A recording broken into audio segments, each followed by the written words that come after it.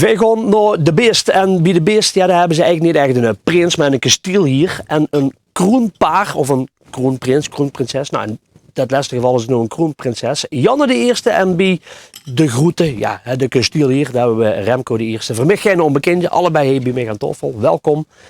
Proficiat natuurlijk allereerst. Heel erg belangrijk om dat ook even te benoemen. Janne, laten we bij dich beginnen. Wie voelt je het om de kroonprinses te mogen zien van de Beesterbollen? Heel fijn en eigenlijk ook best wel heel leuk. Ja. Wie hebben ze het moment beleefd dat ze zich komen vragen of dat zich de kroonprinses moest weren? In shock, maar ik was wel echt heel blij. Ja. Kun je eens vertellen een klein beetje wie dat de vraag is gekomen of dat ze het moest weren? Nou, mijn broer was 2 jaar geleden prins en toen deden ze het via een puzzel dat daarop stond kroonprins Luke ten eerste. Alleen als ze dat nu bij mij zouden doen, dan wist ik al gelijk wat het was. Dus nu kwamen ze gewoon met confetti-kanonnen bij ons aan de deur. En toen schoten ze die af. En toen vroegen ze, wil je onze kroonprinses zijn? Ja. En wat dacht je op dat moment? Ja, maar het ging wat moeilijk, want ik was gewoon in shock en ik kon niet echt praten. Ja. Maar uiteindelijk is het natuurlijk wel binnengekomen van, ik kon het ook echt weren. Ja, hartstikke leuk. Ben je toch ook even benieuwd, Remco? Wie is bij jou iets ingekomen? Nou, dit was eigenlijk al de 3e keer dat ze mij Moet ik even een school van halen van mezelf? Nee, zeker niet, Rob. Nee, maar dat was op een gegeven moment 's woensdags met weer kermis, 2 oktober. Toen heb ik, nadat ik met het gezin naar de kermis ben geweest, heb ik nog even bij de hoek gezeten met een paar kamerui aan de bar. En Tom, die had me op de korrel. Tom Riemers. En die kreeg op een gegeven moment in de gaten dat ik aanstalten ging maken om naar Hoes te gaan. Dus Tom dacht, ik gewoon aan de overkant. Ik gewoon eens even bij ons in de vuurduur stond te kijken. En er staat een boetekumpje dat ik hem eens even aan zijn jas kan pakken.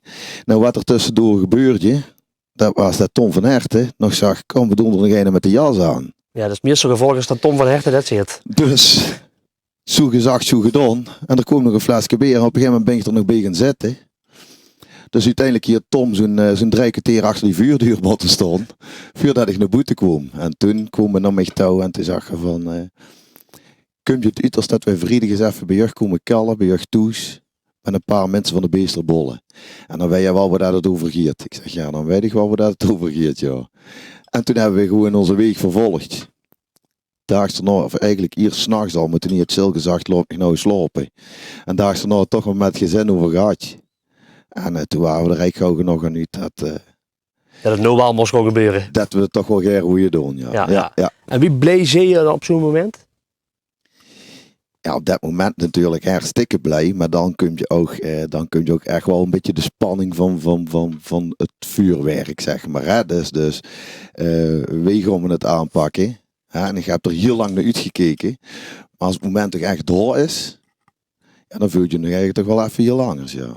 Ja, dan zijn we gewoon in één keer van een grote mens nog even nog een wat kleiner persoon hier. Die momenten die heb je wel eens staan. Ja. En ook na de uitroeping hier, dan heb je echt wel momenten erbij dat je in één keer wel een heel stuk kleiner werd. Ja, dat geloof ik. Wie hebt zich het traject beleefd van het moment van vragen tot aan de uitroeping? Nou, voor mijn gevoel ging het best wel snel. En ook met mijn adjudanten. De tijd vloog eigenlijk. Het duurde echt niet lang. Nee. En was het ook lastig voor dich om dan het vuurlicht te houden? Nee. Of viel dat redelijk mee? Ja, het viel wel mee. Alleen kinderen uit mijn klas die waren wel telkens van jij bent prinses. Alleen dan liet ik ze wel zomaar gewoon iemand anders verdenken. En toen lukte het wel. Ja. Maar dan komt die vraag, hè. Ik ben dan toch altijd benieuwd naar. Hè. Sommige mensen die krijgen altijd een klein beetje een rood kleurtje. Hij zegt dat dan ook of hij zegt zoiets van nee. Het is echt met een stolle gezicht kunnen zeggen nee, ik weet het echt niet. Het was wel moeilijk, maar het lukte toch wel om niet rood te worden. Alleen bij een van mijn adjudanten gaat dat toch wel slechter. Dus Ze hebben ze er eigenlijk een klein beetje op aan kunnen sturen dat ze misschien toch heuren zie je gewoon rooien dan als kroonprinses. Ja, dat is toch ook wel weer slim over nagedacht, hè? Veel het bier met hem het stil te houden, Remco. Want ja, je kent natuurlijk ook een hele hoop man. Je zit bij heel veel dingen betrokken. Ik kan me dat voorstellen dat toch dan niet makkelijk is. Je wilt je dat lezen natuurlijk tegen iedereen zeggen, maar dan weet je dat je zelf tekort doet, ja, dadelijk met de uitroeping en zoiets allemaal. En je hebt toch wel een paar mensen om je heer al, hoe dat je het ermee over kunt hebben. Hè? Want je hebt natuurlijk een aantal prinsbegeleiders, maar ik heb zo ook mijn adjudanten al gevraagd. De toesituatie natuurlijk, hè, met Sylvia en Noah, hoe dat je het er al mee kost over hebben. Dus dan als je dat maar deksel doet in die kringen, dan is het niet zo moeilijk als je in een café zit of wat dan ook. En hem dan Ramon verbeteren kallen of zoiets. Maar dat is eigenlijk heel goed te doen. Ja, hebben mensen bij u een vermoeden gehad? Want ja, zoals je hoort, op school is het natuurlijk al nog makkelijk te zeggen, dichtweers de kroonprinses. Hebben mensen het vermoeden bij u gehad? Nou, ik heb het wel eens iets andere jaren gehad, zeg maar. Hè, dat de uitroeping eraan zou te komen. En dat ik dan huurtje van Zederkloven komende zaterdag. En ik heb dat al natuurlijk wel goed een smoes kunnen verzinnen. Want andere jaren ook. Hè, dan was je met Noah op paard of zo. Hè, dan moest Noah ergens gaan zingen. Dus dan kon ik zeggen, maar ik ken dat niet weer. Want ik ben zaterdag met Noah door en door. In dit geval zal checken. Ja. Andere jaren was dat dus ook echt zo. Dit jaar heb ik datzelfde smoesje ook weer gebruikt. Maar dat kost nemen ze het vinger. Het is niet helemaal gelukt, zeg maar. Nee, het is niet helemaal gelukt. Maar uiteindelijk was het wel allemaal fantastisch. Ik moet net zeggen, achteraf is dat ook helemaal niet erg natuurlijk. Nee, zeker niet. Wat er van het moment van de uitroeping komt, want dat is natuurlijk ook een spannend moment, want je weet toch dat het bijna gaat gebeuren. Die uitroeping, wie is die bij dich gegangen? Nou, daar gingen gewoon alle kinderen van groep 8a, groep 8b op het podium staan. En daar kwamen allemaal vragen van, als je in groep 8b zit bijvoorbeeld, moet je het podium verlaten, want ik zit in groep 8a. En dan kwam de volgende van, alle kinderen met zusjes of zussen moeten het podium verlaten. En zulke vragen. En dan op het einde bleven er ongeveer 6 meisjes staan. En toen zeiden ze van, dan mag je allemaal je broekspijp optrekken. En dan de meisjes met gouden sokken aan, die zijn het. En daar kwamen wij 3 uit. En toen gingen we door elkaar heen lopen. En toen kwam de vraag, mag de echte prinses nu naar voren stappen? Ja. Een beetje het spelletje wie van de 3, hè? Ja. Wil de echte nou naar voren komen, ja, precies. En de uitroeping, Remco, wie jij ze beleefd, wie is het gegangen? Ja, de beleving was heel erg goed. Ik heb er enorm naar uitgekeken natuurlijk. Maar ik heb wel gedacht dat ik enorm gespannen zou weer. Hè? De dag zelf als mergens dat je wakker zou weer van hoe vanavond gaat het gebeuren. Die spanning die was er helemaal niet. Dus uiteindelijk zijn we met adjudanten. Zijn we bij een adjudant. Heel familiebuurg is. Ja. Nee, maar zijn we met wat mensen zijn we bij een adjudant thuis gaan zitten bij Kenny. Toen was de spanning er eigenlijk nog steeds niet en het was gewoon gezellig. Totdat ik op een gegeven moment wel klaar stond om achter die bühne op te gaan, zeg maar. En dat ik een keer in dat masker keek en toen wist ik wel van, nou gaat er toch wel iets speciaals gebeuren, waar je dat meer dan 40 jaar naar uitgekeken hebt. Ja.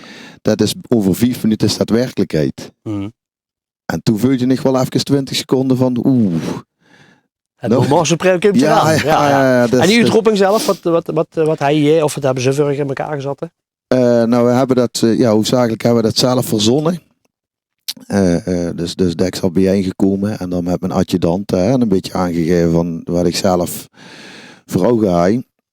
En daar zijn we gewoon over gekomen brainstormen. Nou, en Rudy die weet wel veel natuurlijk van uitroepingen. Naast dat je 4 keer adjudant zit geweest. Dan kijk van de mensen met ervaring. Ja. Dus uiteindelijk zijn we eraan uitgekomen. Bij ons thuis, daar werd veel door Noah en zoiets. En er was ook geluisterd naar de muziek van Bjorn en Mieke en zoiets. Maar daar hebben we best goed contact mee. Dus ik heb via Bjorn de intro muziek gekregen. Die hun haaien bij een jubileumconcert. Dat was enorm mooi, allemaal muzikale stukjes waren dat. Die ging weer over naar kapotmakerij. Van Proef maar. En als laatste, en dat was dan als ik het masker af zou doen, dan komt het nummer Los van de Grond. En dat komt je een beetje omdat je het dan ook zo voelt. Ja? Dan gooi je ook een beetje los van de grond.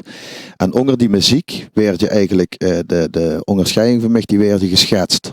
Die zocht je op het scherm dat iemand die aan het tekenen was. Uiteindelijk is die naar vuur gekomen doordat er confetti op de echte onderscheiding loog. Die werd je eraf geveegd. En toen ons Rudy geregeld, ja, Noah, onze dochter, die had dat al ingesproken. Urenauke is die hier. 2025 is mijn pap.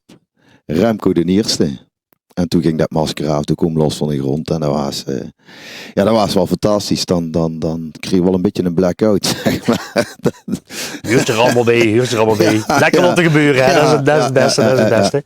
Ja, ik zeg ook wel, hè, ook verrug, jij doet allebei. Hè? Je zit een tijdje al onderweg. Was het schoonste wat je tot nu toe hebt gedaan als kroonprinses? Ik denk toch wel de receptie. Maar op school langs de klas was ook heel leuk. Ja, dat is ook fijn om het toch eindelijk dan te kunnen zeggen. Hè? Ze had al een Ja. beetje grooien, maar hè, ik heb ze een beetje op verkeerde benen gezet. Hè? En er zijn natuurlijk ook nog een hoop dingen die eraan gaan komen. Hè? Want ja, Ja. het seizoen moet nog, we zitten er eigenlijk pas nog niet eens halverwege volgens mij. Dus er komen nog keiveel leuke dingen aan. Zijn er dingen bij hoe dat ze van zegt van nou, daar kijk ik zo enorm naar uit?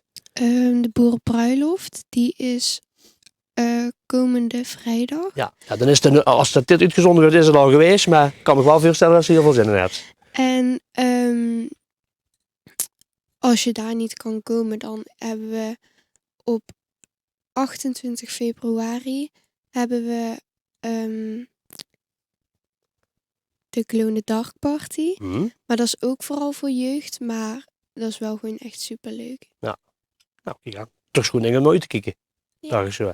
Nou, ik denk dat je bij de receptie in ieder geval kunt aansluiten, Remco, dat dat een schone dag is geweest. Ja, zeker. En de uitroeping zelf, hè? De receptie ook natuurlijk. Maar ook nou wat we samen meemaken om naar andere recepties te gaan en zoiets allemaal.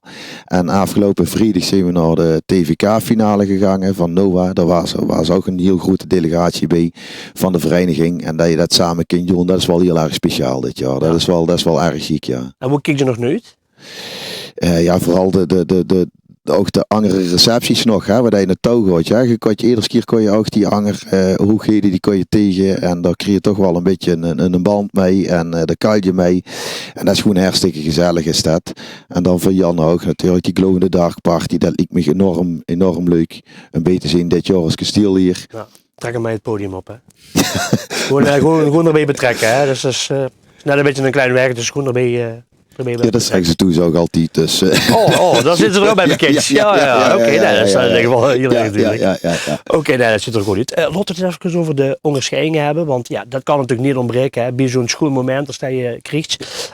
Los heel even zo in de camera kijken, Janne, en dan vertel me eens, en ook de mensen die aan het kijken zijn natuurlijk, wat er op die onderscheiding staat.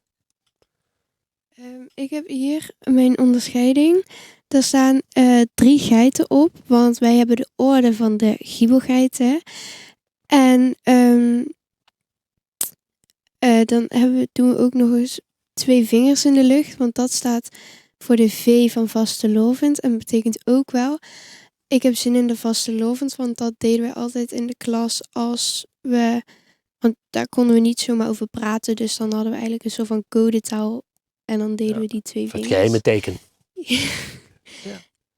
En, dan zie je nog een kroontje en 2 steekjes. Ja, die mogen natuurlijk niet ontbreken. Nee. Nee, ja, en giebergeit, vind ik wel leuk bedacht. Hè? Dus er wordt heel veel gelachen in ieder geval.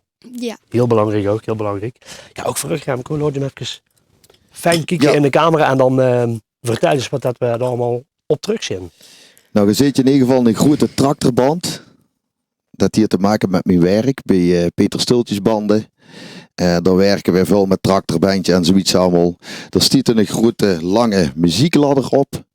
Omdat de vastelovensmuziek, die loopt je als een goede draad bij ons door het leven. Noah zingt natuurlijk veel, maar bij ons gaat er ook geen dag voorbij als dat er een vastelovensmuziekje voorbij komt. Zelfs op vakantie in Italië gaat dat gewoon door. Dan het voetballetje en de bal van het poelen, van het poelbeljaren. Dan heb ik een handje met een V'tje, de V van Veltrop. En van 2 keer Prinses in geweest nou. Vasteloven denk ik ook, hè. En van Vasteloven denk ik ook dan erop. Dat is een goed idee. Ja. Zeg het de volgende keer er ook bij. Ja. Het trouwringske van Sylvia natuurlijk, van mijn vrouw. Het logootje van Noah, onze dochter, waar we enorm gerust op zijn. Mijn orde van de gooie band. En in het midden, daar staat een klein sterretje. En die ster die stiert voor mijn vader, want die is er helaas niet meer. En, dus ik kan hem ook niet meer onderscheiden, maar zo is ze er toch een beetje bij. Toch bij, ja. Ja. Dat heb je heel goed gedaan. Dus dat is Dat is mijn onderscheid. Ja, kijk aan. Ja. Ja. En daarmee is dat pleetje in ieder geval ook allemaal compleet, hè, Ja. uiteindelijk. Hè, met een Ja. schone steek erbij, een schone onderscheiding. En een devies, want daar moet je ook over na gaan denken. En laten we daar in ieder geval mee afsluiten, dit gesprek. Want ja, dat is nou een hoegheid zonder een devies Ja, een natuurlijk. beetje gek, hè? Dat is een beetje gek, hè? Ja. Ja. Zullen we afspreken, Remco, dat Jan hem als laatste doet? Dat vind ik prima. Ja? Moest jij als Dat vind ik helemaal prima. allereerste doen. Is goed. Met een lach op mijn gezicht en mijn ogen aan het stralen, maken we 5 dagen lang de prachtigste verhalen. Nou, kijk aan. Dat gaat zeker goed komen bij dichter Remco. Nou, Janne, en voor dichter laatste eer. Veertje vastelovend met Mila, Floor en Janne, dan zie je deze dag helemaal onder de pannen. Nou, kijk, zelfs daar is heel goed over nagedacht. Ik ga nog een hele fijne vastelovend wensen op het beest. En we komen elkaar ongetwijfeld eerst treffen. Hier hoor je thuis. Dit FM.